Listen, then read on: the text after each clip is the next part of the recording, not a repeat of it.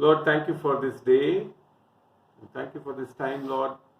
And thank you for all these arrangements which we have, Lord, to spread your word, to make you people teach according to the word of God, the various doctrines of the Bible in the right way, in the dividing the word in the right way. And Father, I thank you and I bless you, Father. And Lord, I bless each and everyone who is participating and are going to participate in this talk.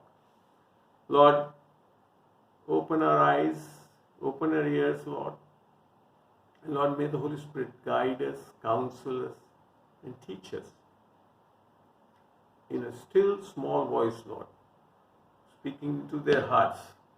And Lord, I thank you, Lord, that your presence will lead us throughout this talk. And I cover all the gadgets, internet, everything under the precious blood of the Lamb.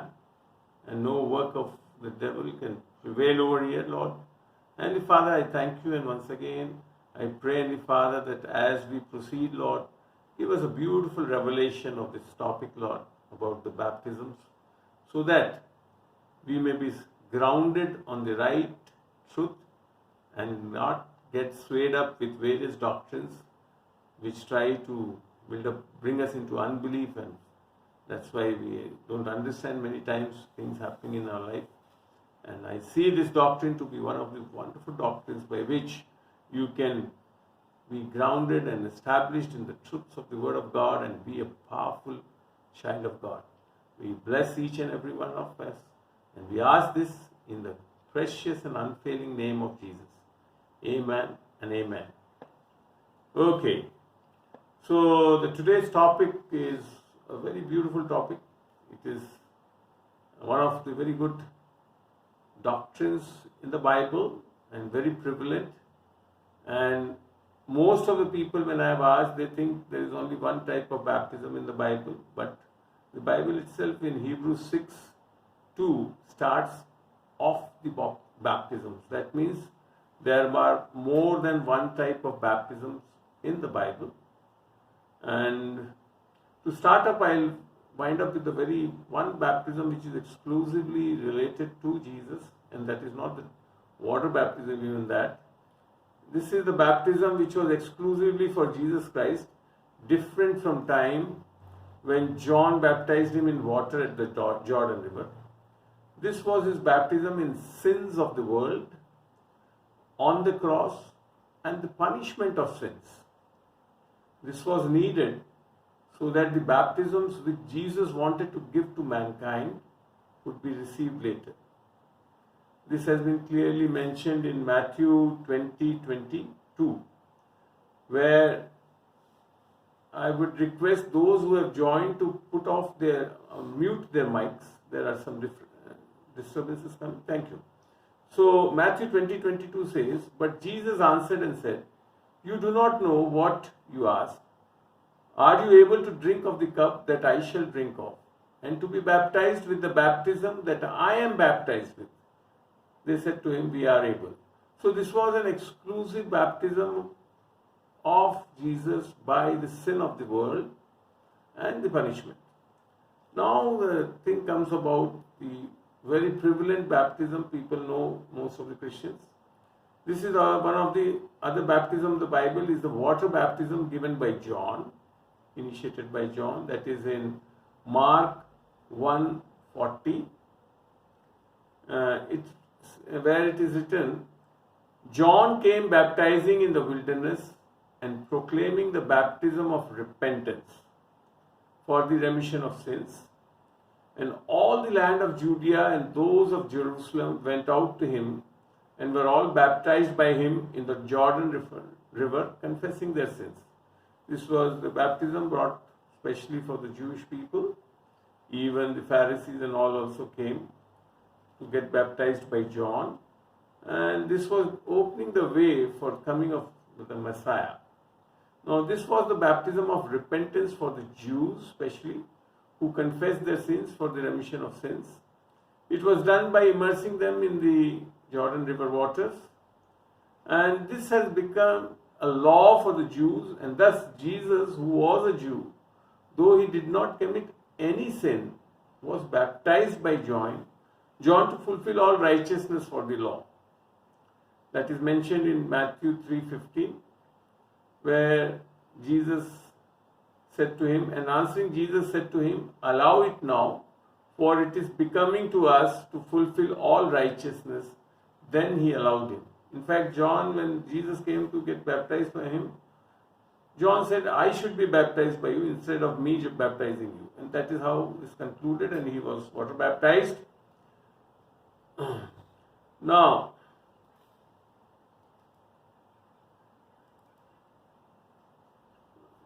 what are the background? John's. Right. I have to close some, unmute some of the voices. Okay, thank you. That's better now. Now, so this water baptism was prevalent among the Jews, and even Jesus got baptized, and as he was to fulfill all the laws, and because it was become a legal law for the Jews, he did it. And then this baptism, Jesus' times, he acknowledged it, this water baptism, and this was a prevalent baptism given by his disciples, though Jesus himself did not give this baptism of water.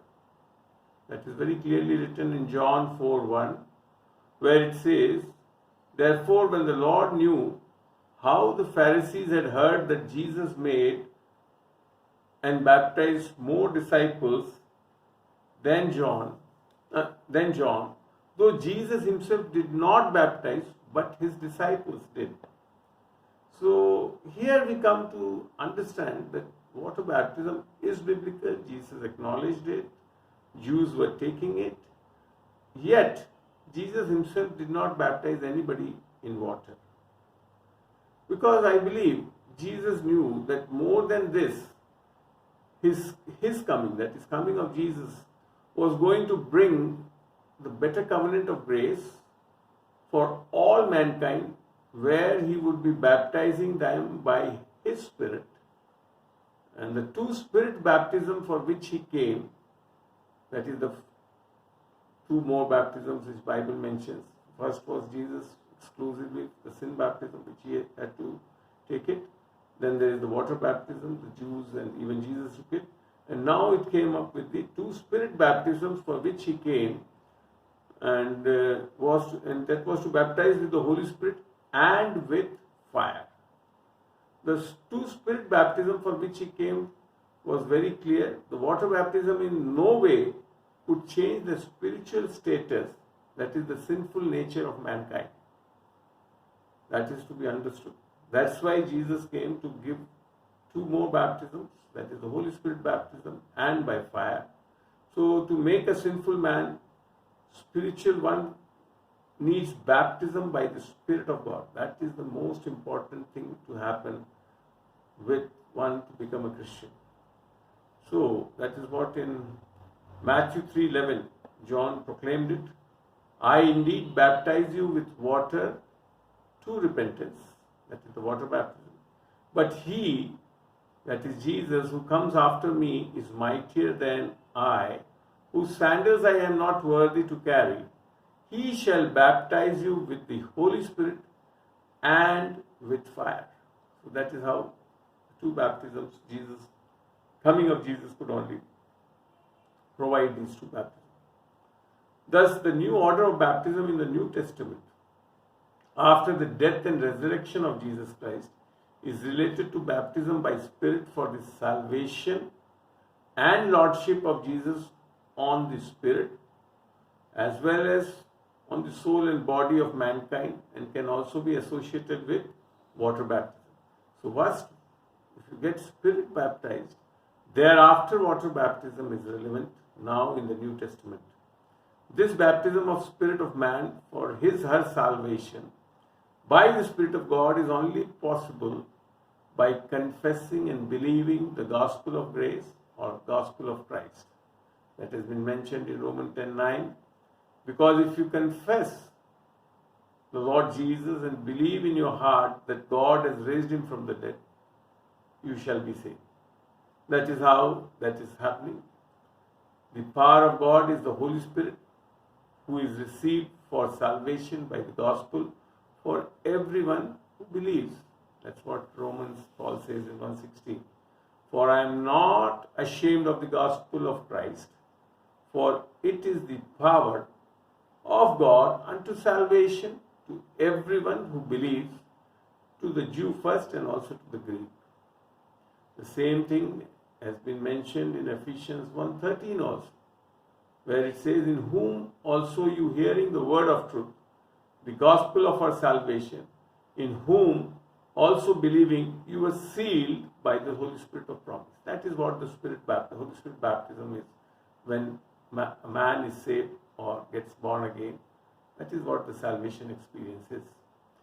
This results in the born again spirit of a saved person. And the Spirit of Christ becomes one with the spirit of man. Very clearly mentioned in 1 Corinthians 6:17.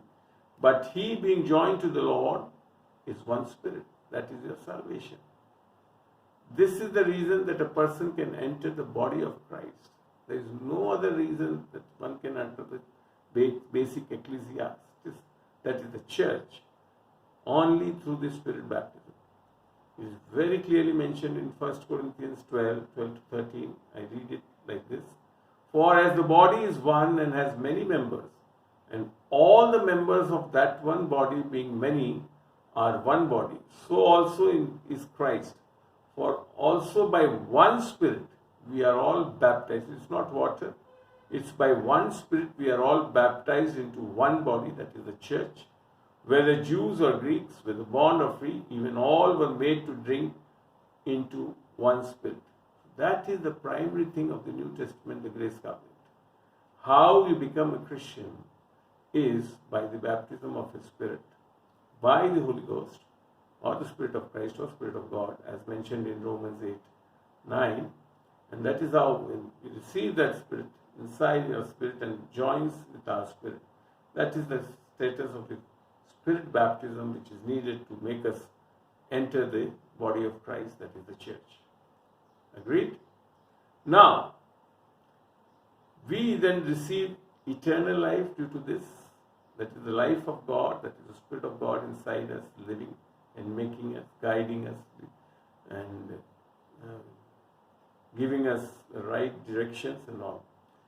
So John 3:5, when Jesus said, truly, truly I say to you, unless a man is born of water and the Spirit, he cannot enter into the kingdom of God. And Romans 8:9 very clearly says, but you are not in the flesh, but in the Spirit. The S is capital, that is the Holy Spirit. Now, if the Spirit of God dwells in you, that is the God the Father's Spirit dwells in you. And then he concludes further, but if anyone has not the Spirit of Christ, that is the Son, he is none of it. That means the Trinity is very clearly reflected in this verse, and all the three are of one. There is no hierarchy over here. The Holy Spirit, God the Father, and God the Son, they are mentioned as one by Paul with no differences. This is also known, when this thing occurs in our spirit, the right terminology used in the Bible is justification.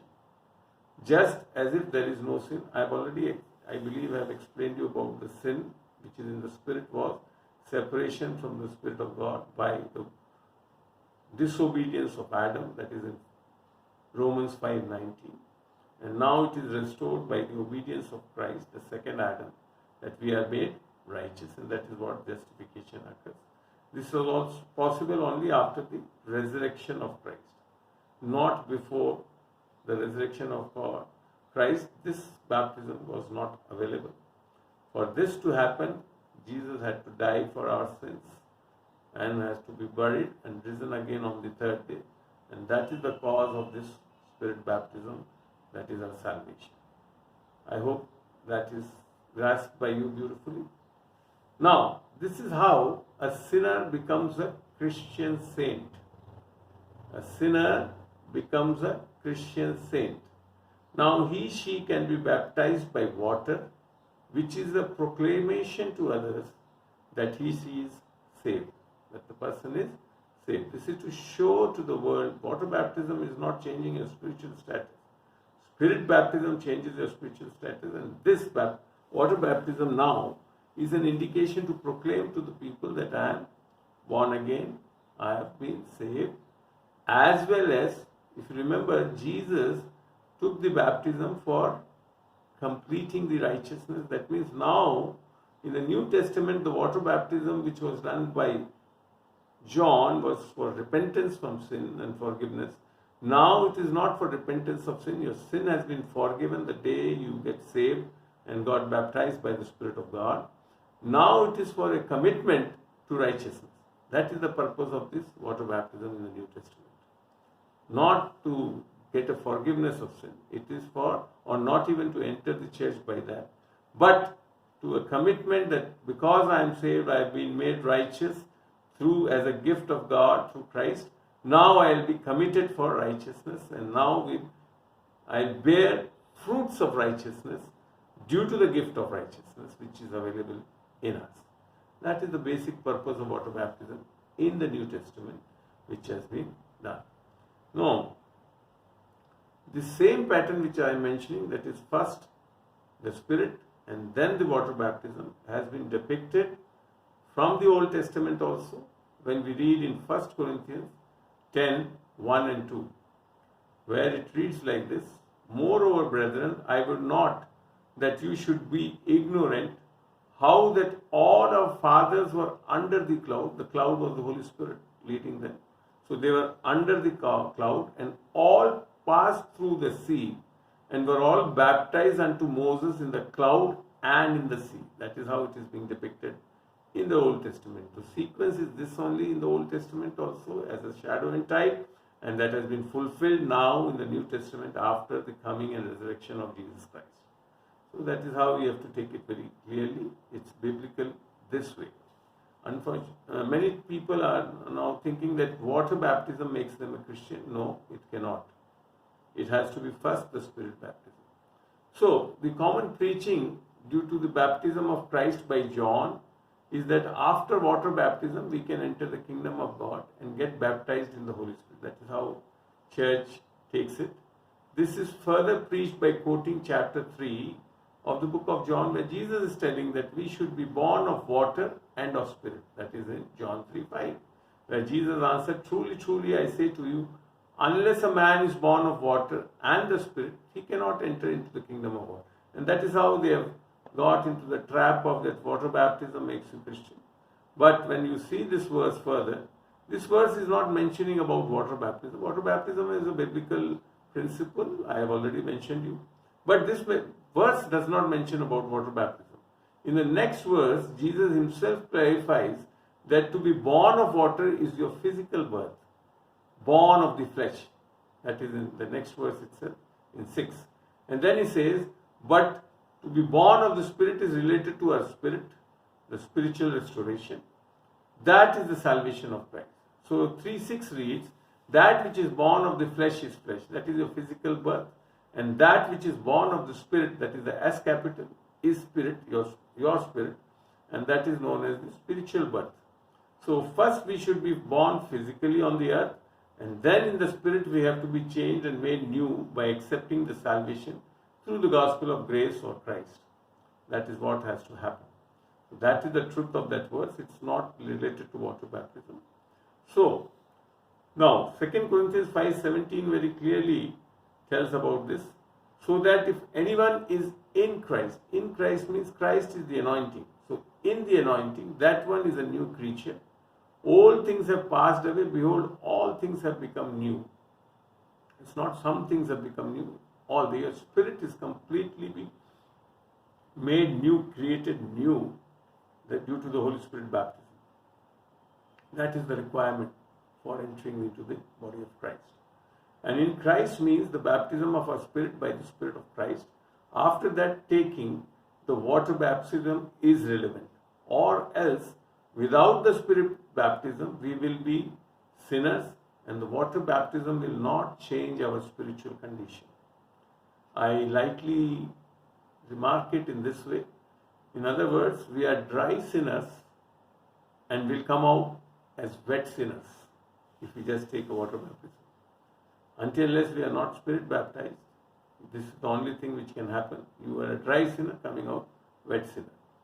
This is recorded in the book of Acts very beautifully. If you read Acts 19, 2-6. This is Paul. He said to them, "Have you received the Holy Spirit since you believed?" And they said to him, we did not so much as hear whether the Holy Spirit is. And he said to them, "Then to what were you baptized?" And they said, "To John's baptism," that is the water baptism for repentance of sin. And Paul said, "John truly baptized with the baptism of repentance, saying to the people that they should believe into him coming after him," that is Jesus coming after John, that is into Jesus Christ. And hearing they were baptized in the name of the Lord Jesus. And as Paul laid his hands on them, the second baptism also took place, the fire baptism, which I will also be teaching today. The Holy Spirit came on them, and they spoke with tongues and prophesied. The same thing even Peter experienced in Acts 10 with the centurion guy. There in Acts 10, 43, 48, when all the prophets give witness to him, this is what Peter was preaching about Jesus' gospel. And through his name, whoever believes in him shall receive remission of sins.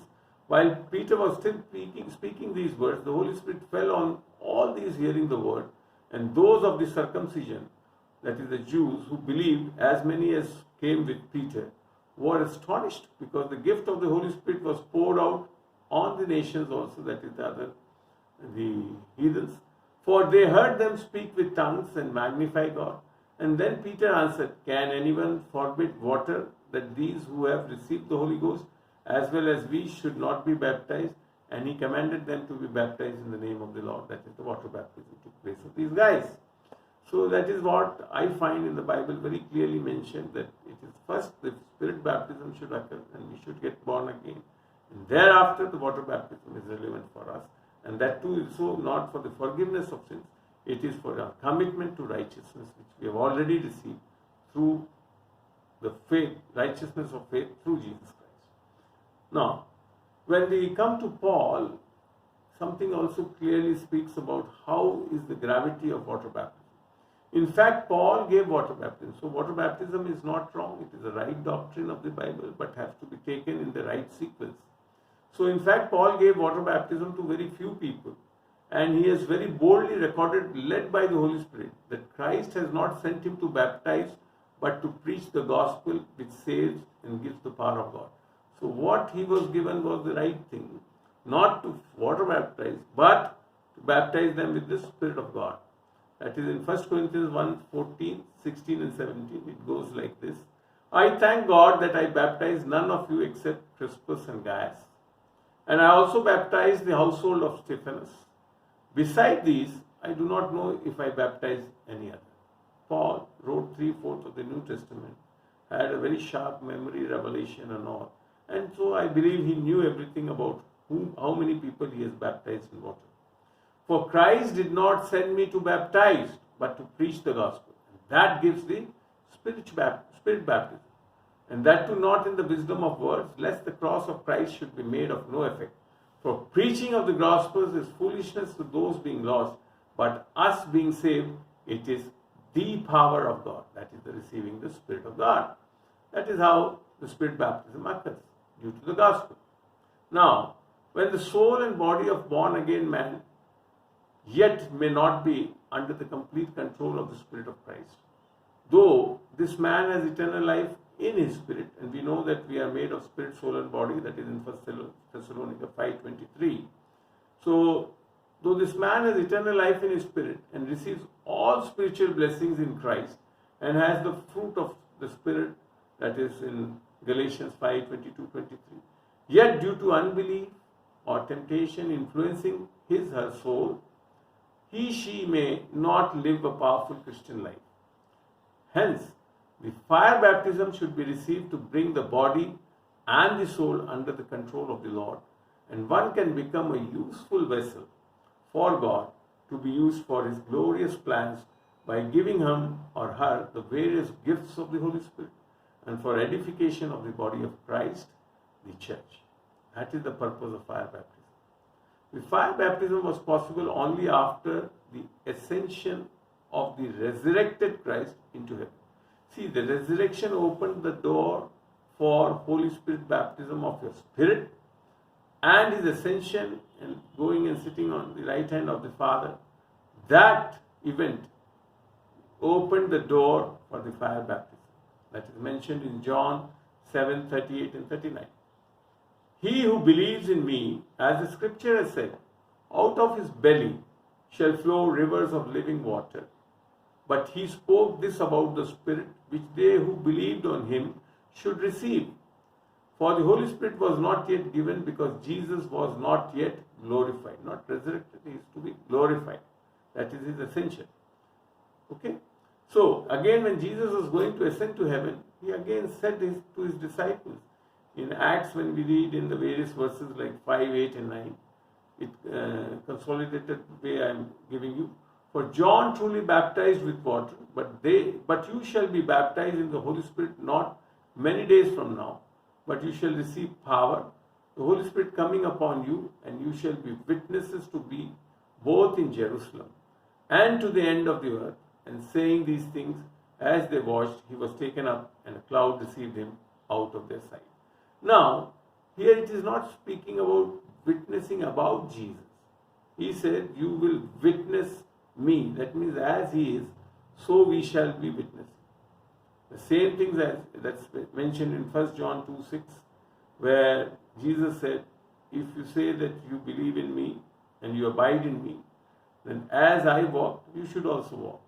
That is what he is expecting. Again in John 14:12, he said, the things which I do, you will be doing, and much more than what I did. That is what is happening in the New Testament. The body of Christ is the presence of Christ in everybody, so that the church can be the most powerful instrument for doing the work of the Lord. That is what the purpose of this fire baptism is also. So, this is how, when we get the fire baptism, in spirit baptism of our spirit, you are made from a sinner to a saint, that is a Christian saint, and now saint becomes a powerful Christian by witnessing Christ by the fire baptism. That is what we should take. Beautifully, and there are two different events very clearly mentioned. So, the first time fire baptism took place, now the first thing when the disciples got born again is in John 20, where he says that he came inside the closed doors and they said, peace be unto you. And then he blew the Spirit and said, receive it. And that is the time when they accepted him as the Lord and they got born again. That is after the resurrection of Christ. Now when it comes to Acts, that is the first time fire baptism took place on the Pentecost, that is 50 days after his resurrection. Right? And on the Pentecost, and all of them present spoke in other tongues. That was a sign of fire baptism. And Acts 2, 1-4, it says, and in the fulfilling of the day of Pentecost, they were all with one accord in one place, and suddenly a sound came out of the heaven as borne along by the rushing of the mighty wind, and it filled all the house where they were sitting, and tongues as of fire appeared to them, being distributed, and it sat upon each of them, and they were all filled by the Holy Spirit, and began to speak in other languages as the Spirit gave them utterance. See, the Spirit is only giving the utterance, but the disciples spoke it. So, many times people get stuck up with the other tongues due to this reason. They think that the Spirit will speak to us. No, it only gives you utterance. You have to speak. So, be mindful about that. So, this gift, it is under your control, led by the Spirit, definitely. After this incident, we see that all the disciples who were earlier fearful suddenly became bold to preach the gospel. And from this incident in the book of Acts, there are 4 other incidences reported about the fire baptism by the Holy Spirit, which you will find in Acts 8, Acts 10, and Acts 19. So 3 of which report about speaking in other tongues, accompanied by different things such as boldly speaking of the word of God, prophesying and magnifying God. And this is where, but the commonality among all these incidences is the other tongue except one, Where also, if you find, there was a man, I believe Peter over there, who wanted to take the Spirit baptism, and he offered money. The Simon, I think Simon was that man, and he offered money to Peter and John, and they rebuked him that it cannot be purchased, it is a gift.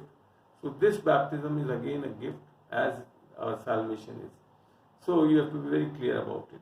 And how I conclude that the Spirit baptism, the tongues is the sign, it is when you read James 3:2, it mentions about beautifully, James 3:2, for in many things we offend all.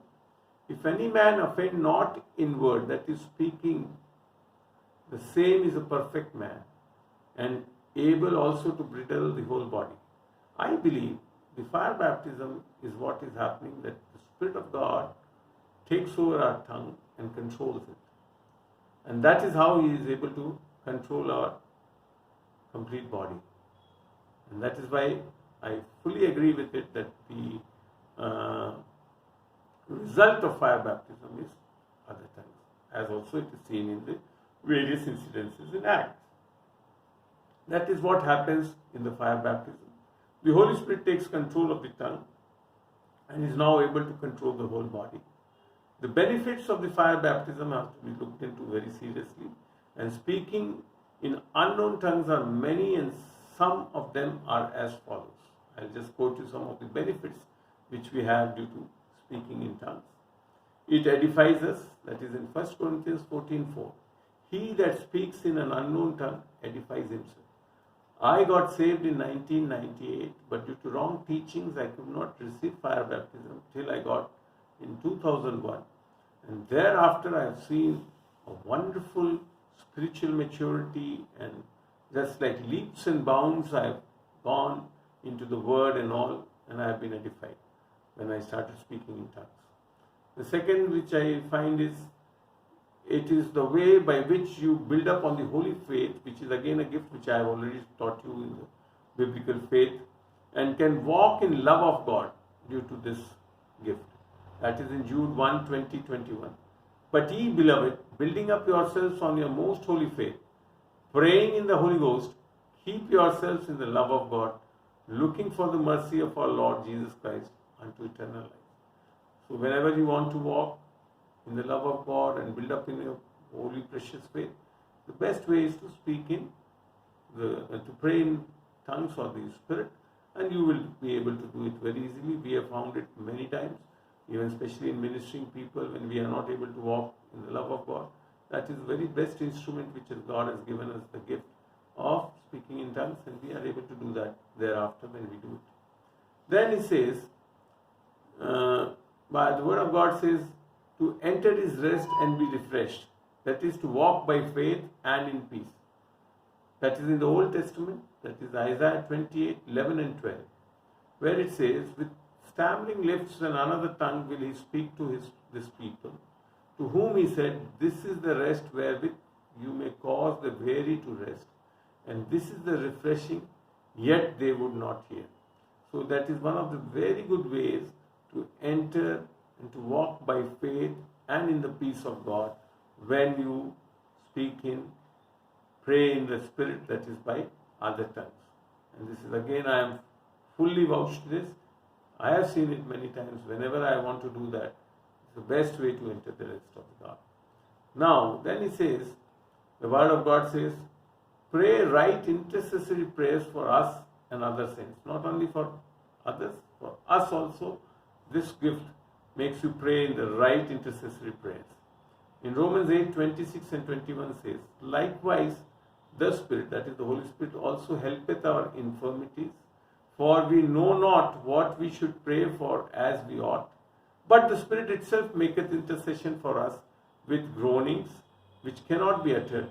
And he that searcheth the hearts knoweth what is the mind of the Spirit, because he maketh intercession for the saints according to the will of God. So when you are a bit not knowing what to pray for yourself or for people, best way is to pray in other tongues, that is praying in the Spirit, and the Spirit takes over and it will make you intercede the right prayers as per the will of God for many people. We have seen it many times when we are ministering people, me and Veena. People also don't speak out much what to pray for and all. And that is the time we invariably get into this prayer, praying in other tongues, in the gift of this Holy Spirit. And then we are able to pray for them the right prayers and intercede for the right prayers they need, and they get delivered, they get healed and all. And that is how I've seen it practically using it in many times in our ministries. Now, one more thing is that when you pray in tongues, you speak to God and speak mysteries in the Spirit. So it is literally two-way speaking. You are speaking and God is also speaking to you in your spirit. This is said in 1 Corinthians 14:2. For he that speaketh in an unknown tongue speaketh not unto men, but unto God, for no man understandeth him. Howbeit in the Spirit he speaketh mysteries. That is a wonderful way. I believe after my receiving this gift, I used to do morning walk for my physical exercise. Thereafter I developed to speak in other tongues throughout my morning walks. And thereafter I found a wonderful encouragement and mysteries revealed to me. That is how I am preaching now and teaching people. It's so easy because God, when I am speaking in tongues, is speaking mysteries into my spirits, which is then used by the other gift of discernment of the word and spirit, and that is how it operates. Especially I am so blessed with this gift when I am using it for the ministry of the word of God so easily. Even when you see about Paul's life, Paul after his salvation went for 3.5 years into a desert, not to Jerusalem to be taught by any apostles or all, but in the desert. And then he concludes in 1 Corinthians 14 that all the Corinthian church, how many people speak in other tongues, I have spoken much more than that in other tongues. And that is what the reason I find that he has the best revelation, knowledge from God directly through this practice, that he wrote literally 3/4 of the New Testament Bible. So you can also use it, and mightily you can be blessed with the revelation knowledge. Then we come that due to this gift, thereafter we can receive the other gifts of the Holy Spirit mentioned in 1 Corinthians 12:8-10. There are different gifts, that is the Spirit, the same Spirit which gives word of wisdom, then the word of knowledge, then the same Spirit gives supernatural faith at the time of when we are not able to believe on things. Then he gives gifts of healing by the same, and gifts of healing, not gift of healing, it is gifts of healing. That means different type of healing gifts are also given to people. And by the same Spirit, and to another workings of powers, that is the supernatural, the miracle power, to another prophecy, and to another discerning of spirits. That is very just, you need that gift before you enter into any deliverance ministry of the evil spirits and all, where you will not be able to discern what is the spirit unless you have this gift, which can make you very comfortably operate for the deliverance ministries which you can do. And to other kinds of tongues, and to another the interpretation of tongues. That is one more gift which I was telling you, when I pray in tongues, that is mysteries have been poured in my spirit, and by the using the gift of interpretation of tongues, at a different time I am now using that gift to preach and teach to many people very easily. Now, could you please put off your mic, mute it? There is a disturbance coming in me. Kindly do that. I am going to finish it very shortly, and then we can have a question and answer sessions also. So, thus in the New Testament, sinner needs the baptism of his Spirit of God, the Spirit of Christ, so that he becomes a child of God, that is a saint. And this child of God needs a second experience of the baptism of the power of the Holy Spirit in his or soul and body, so that he becomes a powerful man or woman of God. Now, this can only happen in this sequence. First, you have to be saved, that your spirit has to be baptized. That means you have to become born again, and thereafter you can receive the fire baptism. This can happen together as an event in one time itself, but in the sequence will be first your born again spirit and then the spirit fire baptism. Or it can happen at a different time It can be due to many other reasons, like in my case, due to wrong teachings, I could not get the fire baptism immediately during my salvation. And I got it in 2001, and thereafter I have been so much blessed using this. So this is achieved by grace through faith, by believing on what Jesus Christ did for us, and not by what we do for God, because it is a gift of God, both your salvation as well as, that is, spirit baptism, as well as the fire baptism. God is the one who is, by His Spirit, came to baptize our spirit, and thereafter soul and body, and keep us blameless till coming of Christ. That is so beautifully mentioned in 1 Thessalonica 5:23-24. And the one who has called us is faithful and has done it through His Son, Jesus Christ. The verse says, and may the God of peace Himself, not us, Himself sanctify you and make you whole, spirit, soul, and body, by preserved blamelessly at the coming of Lord Jesus Christ. Faithful is He who called you, who also will do it. See, Christianity is not your work. Christianity depends completely on the work of the Spirit, and that is how we have to depend on it. So these are the two baptisms given by Christ. The first is to make us His child, and the other is to make you a powerful minister to witness Christ, not witness about Christ, but to witness Christ. The two can happen at the same time or at a time interval, but our spirit baptism is followed by the baptism of a soul and body. In our case, even my first wife Neelu and I got baptized together in 2001, and thereafter we started a beautiful ministry. She slept in the Lord in 2005, and I grew mightily after 2001, after receiving this gift in the spiritual realms, and that was how. And then now my second wife Beena, she is also beautifully gifted child of God, fire baptized.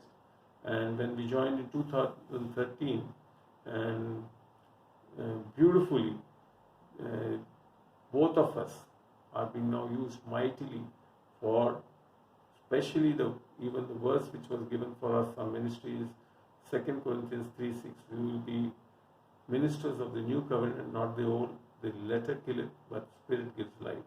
That's wonderfully God has shown us, and we have seen the mighty presence of the Holy Spirit whenever we have ministered people in a beautiful way.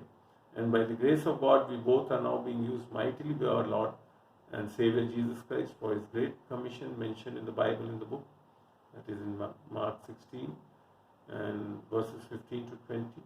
We also thank Him that He saved us and made us usable for His praise and glory through His baptisms. And each and every one of you can receive it. It is a gift. It can be done. You can receive it by, and I can very clearly say you the condition for fire baptism is simple. Only three things I have come across. One, that is in John 7, where we read, if you are thirsty, that is, if you want it, it can be given. Second, you have to ask the Father, that is in Luke 11:13. That is, you have to be a born again child of God, and you have to ask the Father. And rest, God is willing, and more than what you want, He is willing to give you. That's all. And it is only through Christ we are baptized. None else can baptize you in the fire baptism. And even today, if any of you want to receive it, me and Beena will stand together and pray for such people, and you can receive it by this basic faith, asking the Father, having thirst for it, and you will be blessed. 100% sure, I can say.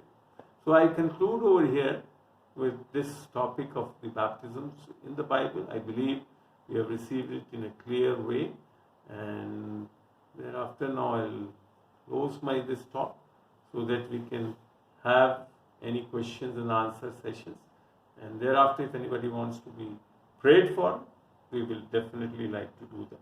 Thank you. Thank you, Heavenly Father, for this time. Thank you for your grace. Thank you for your faithfulness. Thank you that you are more interested, loving Father.